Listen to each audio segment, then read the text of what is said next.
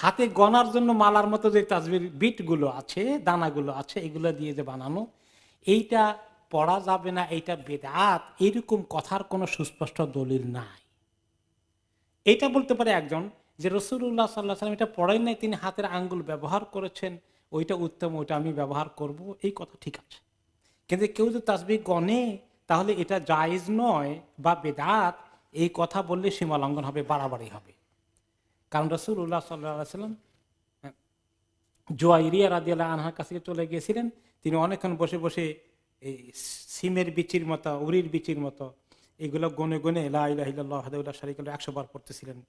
তো এগুলো তিনি দেখেছেন, কি করছে, এতক্ষণ পড়েছি। তিনি বলছেন, তুমি এতক্ষণ সময় লাগেছে, এতবার পড়েছ, আমি 2 রাকাত পড়ছি নামাজ, তোমার এতক্ষণ পড়ার থেকে অনেক বেশি সওয়াব পেয়ে যাবো আল্লাহ তাআলার কাছে।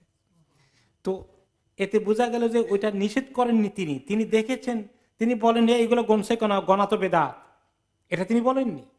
এই কথা, এই হাদিসটির দলিল তসবিহ জাতীয় কোনো কিছু হাতে নিয়ে গনা, যাদের গনতে সুবিধা মনে করেন জায়েজ আছে, বেদাত হবে না। আল্লাহু আ'লাম।